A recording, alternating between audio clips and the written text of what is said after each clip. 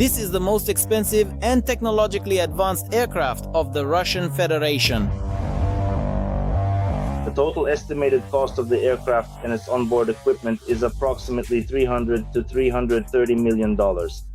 Russians love to praise it, the eyes and ears of the Russian air fleet, and Ukrainians love to shoot it down. Our air forces have already managed to bring down 2 such planes. This is the wing section. What wing section? Look, it's empty inside. The A-50 Strategic Reconnaissance AWACS aircraft. What do the Russians use this aircraft for?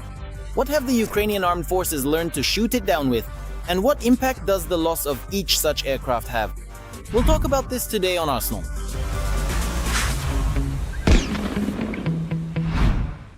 A-50.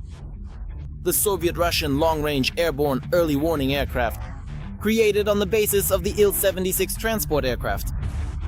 Essentially, it's a flying reconnaissance aircraft capable of seeing even beyond the horizon and quickly relaying information to the troops.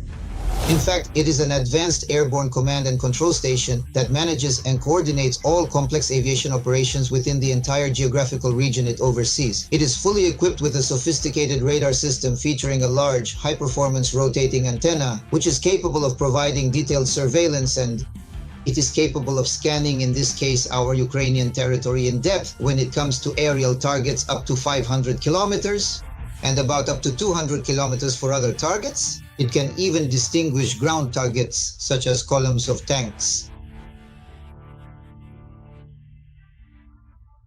And at even shorter distances, anti-aircraft installations. That's why this aircraft is very dangerous. The development of this aircraft first began in 1969 as a replacement for the increasingly obsolete predecessor based on the Tu-126. It took designers almost a full decade to assemble it and finally get it into the air.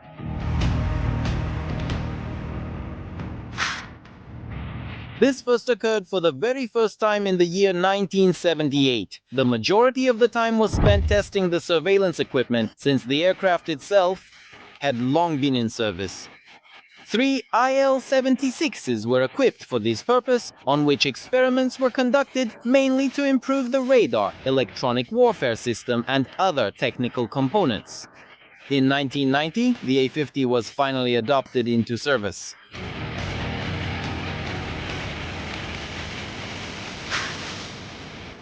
In 2003, it was decided to modernize this Soviet legacy. Thus, the A-50U was officially introduced, that is, the upgraded and modernized version. There, in particular, they improved the radar system, the control system, and the communication suite. The display was replaced with monitors, and in the operator's compartment, they even set up a rest area and a buffet. It was in this configuration that the A-50s encountered the full-scale invasion of Ukraine. These aircraft played an extremely important role for the Russians. After all, flying from the territory of Russia and Belarus, they regularly detected the maneuvers of our forces, their locations, air defense systems, and other strategic information. The A-50, for example, can scout out and monitor the movements of our heavy armored units. It can instantly transmit this to the Il-22 on board. And the Il-22 then coordinates the actions of the Russian armed forces. However, they didn't manage to fly with impunity for long. For the first time, the A-50 fleet suffered losses in February of last year. At that time, while based in Belarus and parked at the Machulishchi airport, it received an unpleasant surprise from local partisans in the form of a drone.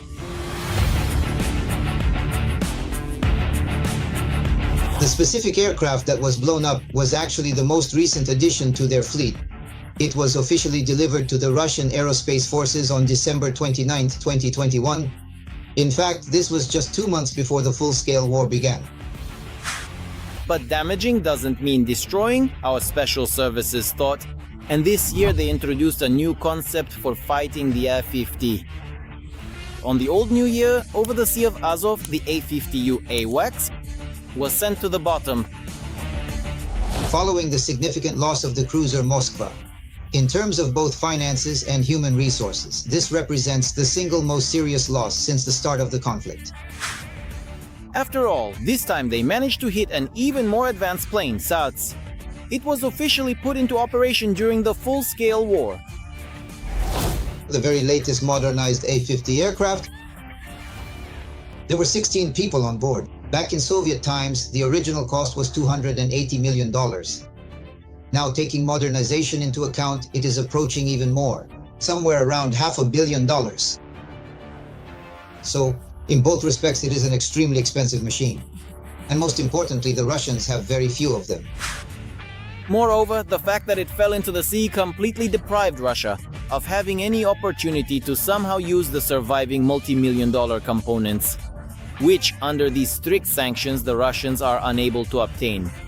If a large commercial plane falls into the deep sea, at the very best, they will only recover the bodies and the wreckage. Operation BIS. They repeated it a month later. On February 23rd, Defender of the Fatherland Day, a single precise shot brought down another Russian A-50U aircraft. Wow, unbelievable. They really hit it. They hit it. Can you imagine? Where is it going to fall? That's the wing section. What wing section? Look, it's empty inside. Its name is 343A on the RV branch.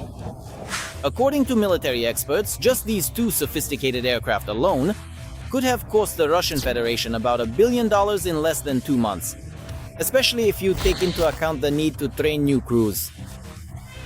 With modernization, each of these advanced aircraft can cost as much as $500 million. That's 10 times more than any regular transport aircraft.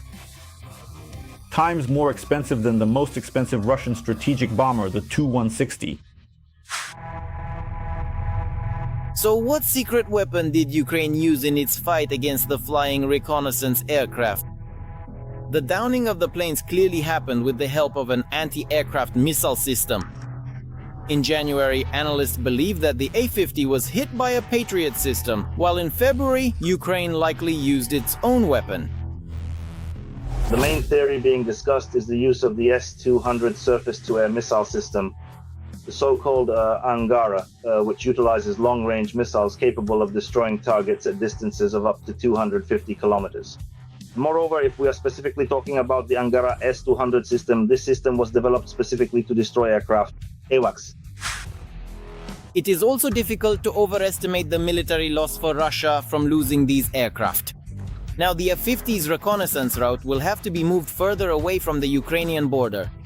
This will allow, for example, the much-suffering airfield in Starokostiantiniv to finally be free from the constant surveillance of Russian air radars. And any possible sorties from there, as well as strikes against the enemy, will become much more unexpected for the opponent. At this moment, the Russians will not be able to maintain continuous round-the-clock radar monitoring of our sovereign territory, so that they could do this along the entire perimeter of the combat zone. In other words, now they will have gaps in their air defense. We will be able to track these gaps and use them to deliver more significant strikes with fewer losses of our strike assets. From their air defense, by the way about air defense. In the next episode, we will take a much closer look at exactly how Ukrainians successfully found ways to modernize the S-200 system and what these Soviet missiles are capable of today. If you really enjoyed the video, please take a moment to give it a like and subscribe to our channel so you don't miss any of our upcoming new episodes of Arsenal.